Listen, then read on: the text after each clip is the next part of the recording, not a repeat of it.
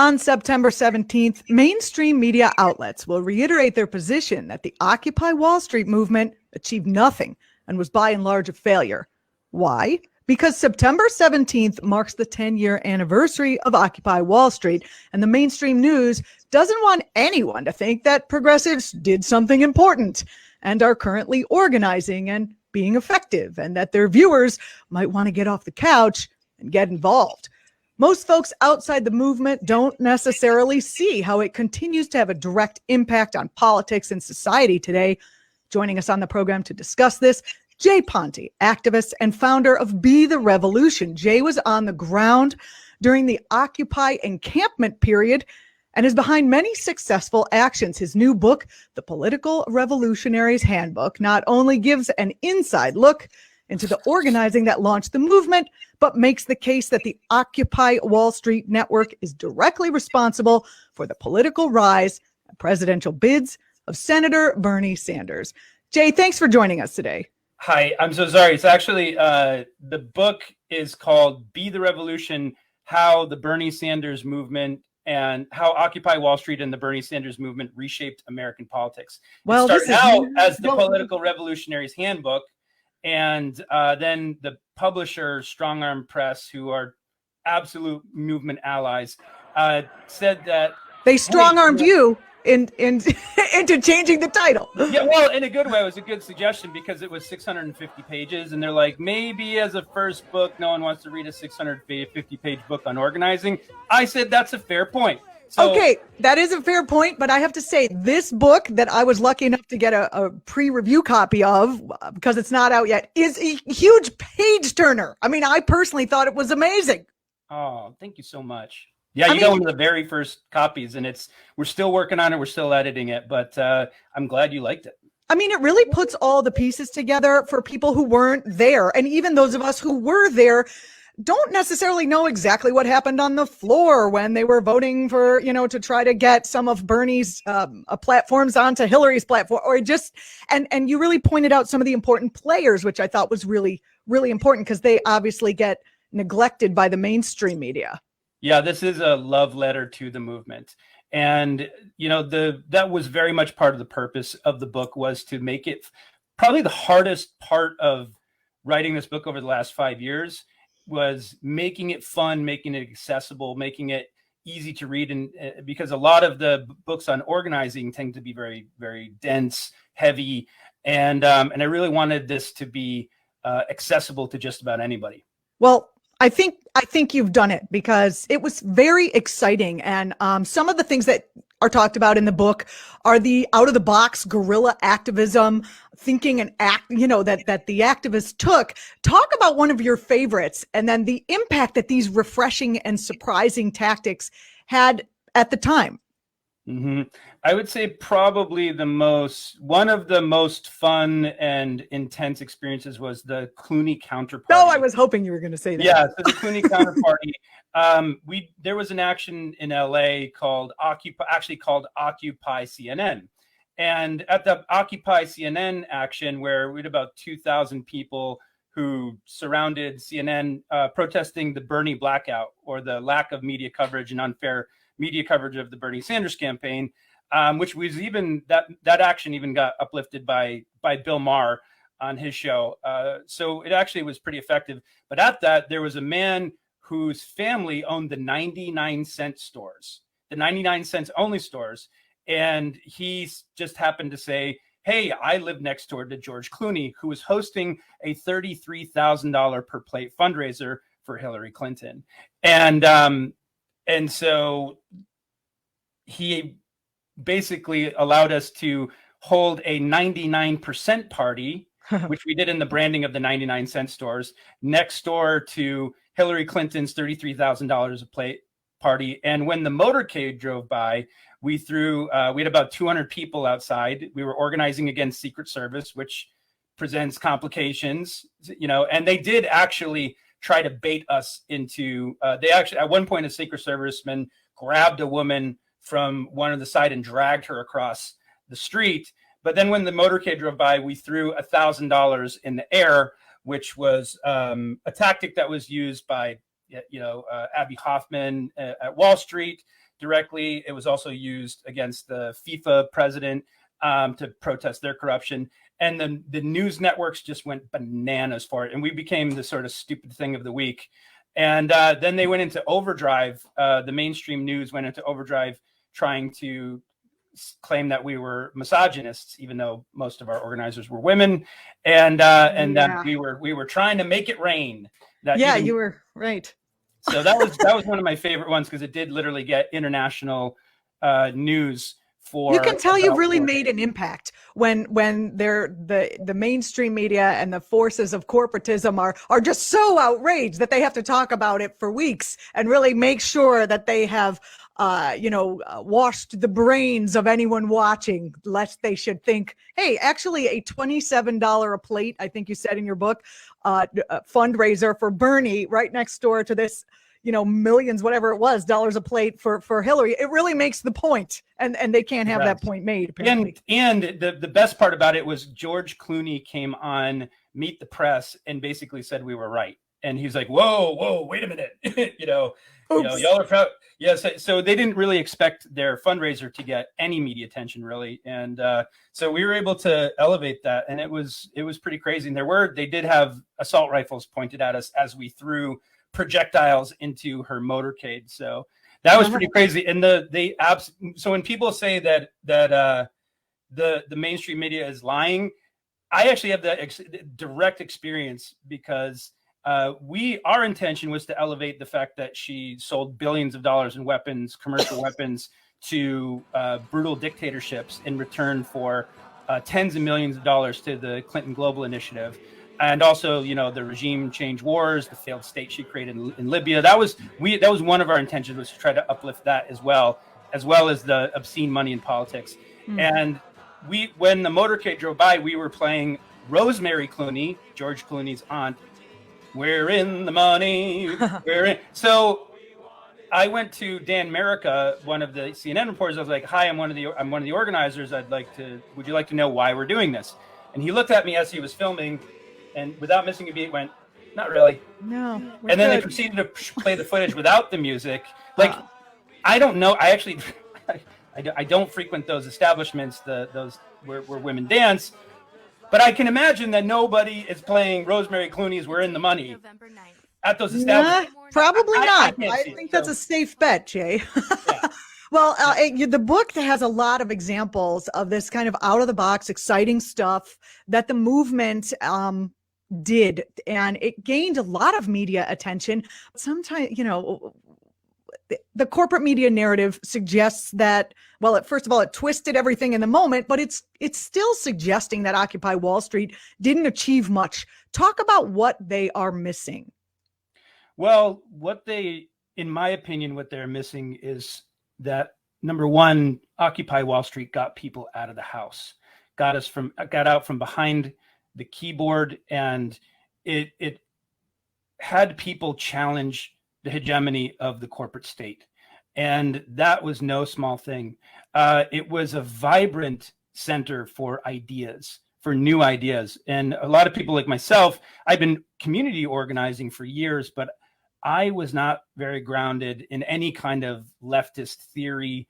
So in terms of a political awakening, it was an incredible moment.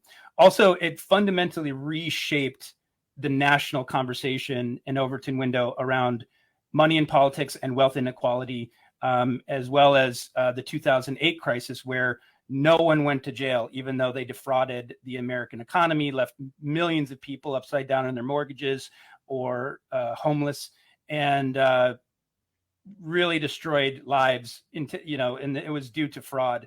And aside from that, there were a whole lot of movements that came out of that. Including act.tv. Including act.tv, like OG, the founders of act.tv, and all y'all were day one occupiers in Zuccotti Park. And I didn't sleep there. I'm sorry to tell you, because I lived so close. I figured, I could. Anyway, not my personal in my story. opinion, if you showed up, you're an occupier. That's I don't think we need to qualify. But it was a really powerful moment. Movements like the Fight for 15, and specifically the next iteration, was the Bernie Sanders movement, which was a direct manifestation of Occupy Wall Street organizing efforts. A small group of occupiers got together, saw the writing on the wall that Hillary Clinton would be the obvious presumptive nominee, and that should not go unanswered. And so literally organized to mobilize the Occupy network and push Bernie to run. Really super important. A lot of those groups, those affinity groups for Bernie Sanders in various cities, the ADA groups for Bernie, in different cities, a lot of that came out of this Occupy effort called the 99 events for the 99% for the people for Bernie Sanders.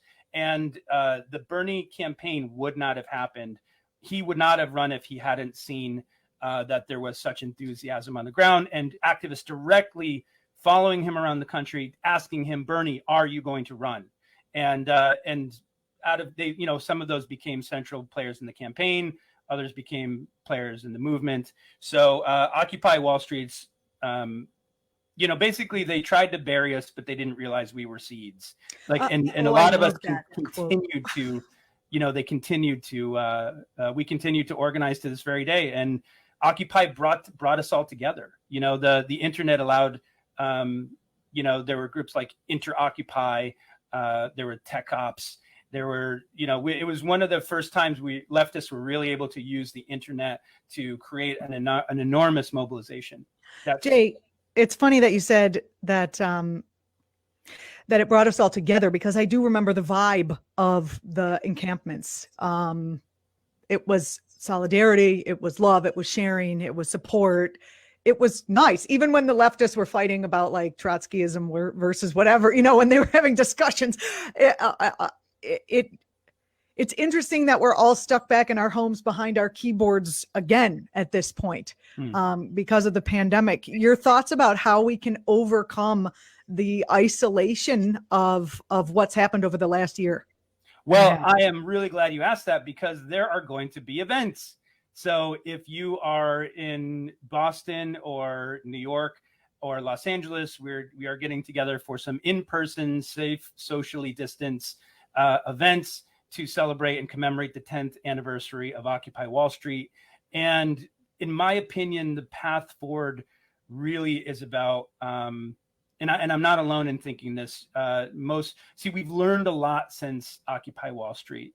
For a lot of us, myself, I'll speak for myself, I wasn't steeped in grassroots political organizing. So I think that for a lot of us, we learned that you need to build inside and outside power, right? So you can't just sit outside of a building with a bullhorn and expect your stakeholders to care. But a lot of us in the, and I only speak for myself really, but a lot of us who are organizing this 10th anniversary recognize that we're in a moment where we must act out of solidarity, recognizing intersectionality, bringing the movements for racial justice, climate justice, health justice, unhoused justice, undocumented justice, LGBTQIA justice, and now, of course, gender justice with the Texas Taliban, basically overturning Roe v. Wade, which is mind-boggling. But in my opinion, we have to get out of our silos. We have to break down our mental silos that these issues are separate, and to get back to that moment. Remember that moment in Occupy when everything seemed possible and we were the 99%. I asked my students at the time I was teaching media studies at Brooklyn College. We were talking about Occupy and the coverage of Occupy. And I just said, okay, I want you all to go. I gave them the day off of class and I said, go and then report back on what you saw. And they were just all blown away, because there is no way to really it's hard to put into words the experience of being there and interacting with people on that level.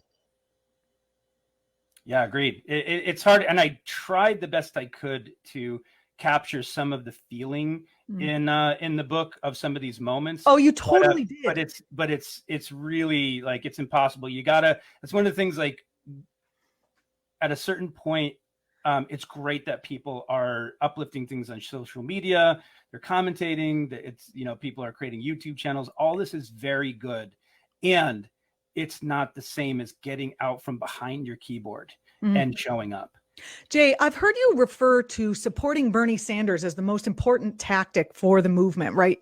Taking that right from your book. At the time of the encampment in Zuccotti Park, there was quite a bit of disagreement between different factions, some of whom believe that pushing from within the system was not the way to go. Your thoughts on that debate, given what's happened in the last 10 years? Well, I think in terms of praxis or having a viable theory of change that actually works, time and time again, what's been borne out is an inside-outside strategy. It's not enough to work from within the system because the system itself is too corrupt. And a lot of times people who are agents for change, they just get absorbed, when they're in that beltway bubble or wherever it is, whatever structure of power, the party forces are so strong. And conversely, the outside power alone is not a viable theory of change, even though it does make an enormous difference. The movement for Black Lives has made an enormous impact on the fabric of our country. And I will say that a lot of the most powerful instances of systemic change come when outside activists are working with people who are directly, collectively bargaining with inside agents, using the power of the grassroots to specifically leverage that for policy changes. So basically, you need to have some kind of dialogue, some kind of meaningful dialogue with the stakeholders of whatever you're trying to target, whether it's a corporation or a government of some kind.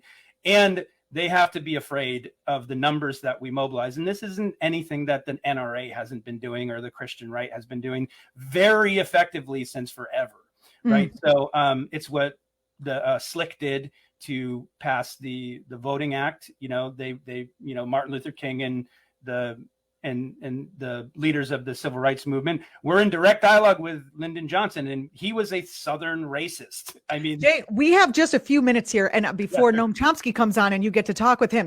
But I really do want to get your thoughts on the following few questions. So, one is, do you think Elizabeth Warren regrets that she kind of blew off the Ready for Warren campaign, which was in a way the precursor to the push to elect Bernie Sanders? The movement was moving to support Elizabeth Warren first, and then she was like, no, and then everyone moved to Bernie. Your thoughts about her? Well, I can't speak to what is in her mind, so I'm not sure what is in her mind, but I can say that I think that the People for Bernie's first tactic was Elizabeth Warren. It made sense on a lot of levels. She had supported Occupy Wall Street, and she told those organizers directly that there was I think at one point she told one of them, leave me alone. There's no way I'm going to do this. And what I can say is that I believe that if Elizabeth Warren had stepped up to take on the Clinton machine, she would have received just as much support as Bernie Sanders did. I know I would have. I can speak for myself, but there would have been enormous enthusiasm. I think that history shows, where people's true solidarity lies at the end. So, we'll leave others to judge for themselves. Sure. Your book is really an insider's guide to what happened in the trenches in Bernie 2020 and before. Has the movement kind of put all its eggs in one basket? I mean, Bernie can't go on kind of forever. I know his movement was, the not me, us. What's the next play here? Well, in my opinion, first off, it's really important to distinguish that, for organizers, Bernie was a tactic. It was a strategy, so, and that campaign brought together even more of these organizers across the country. There's an entire, and you're not going to hear about this on corporate news, but there's a vibrant movement of people and organizers and activists who now know each other. We've built our own media structures and ways to message the movement. But I really do think, in light of the IPCC report, we really need to take our organizing to another level, because we have 8 years to go carbon neutral if we are going to have anything resembling a functional civilization. So for me, climate is very centered, but at the same time, 60,000 people a year die because they have lack of healthcare. In my opinion, the path forward is to break down the silos, is for us to get out of our own bubble and start coming together to really create big, broad coalitions with the strategies that can push this administration to take some meaningful action. I mean, Biden is they're a Democratic supermajority in California is greenlighting new fossil fuel projects. Yeah, I saw that. Let that sink in, right? No. Biden running on climate, doing the opposite, the opposite. So this is nothing new for us, but I actually think that this is a moment where we really need to have a come to Jesus moment and really get out of our own way, get out of our comfort zones, and really, above all, remember that Occupy spirit and come together. So I hope everybody comes out on September 17th and 18th. There's a link tree that has a bunch of events on it, or start your own. That's the thing about Occupy. Yeah, just go out with a sign and make go out with it. Get a bunch of your friends together. Act.tv is going to be live streaming on the day. True. And so please tune into that, and remember, this is your movement. Jay Ponti, activist and founder of Be the Revolution. Jay, the title of the new book and when it's coming out. So it's called Be the Revolution: How Occupy Wall Street and the Bernie Sanders Movement Reshaped American Politics. And it should be out before Thanksgiving. We're in the last round of edits. Looking forward to that. I've had the pleasure of reading the first run, and it was really a page turner. Coming up next on the show, Jay will be having a conversation with author, professor, activist Noam Chomsky. Jay, are you excited to be talking with such a hero of the left? I am a fanboy. I'm not going to lie. He is probably my number one influence intellectually, and one of my absolute heroes. So I'm incredibly honored to have the opportunity to talk to Professor Chomsky. We look forward to hearing your conversation and are happy you're doing it here on ACT.tv. Stay with us. Well, you're our people. So, and thank you for all your work, Julianna. And you have quite a good interview with him as well. So people should go and you can catch that. And we'll be playing parts of that on the 17th as well. So stay tuned. We'll be right back.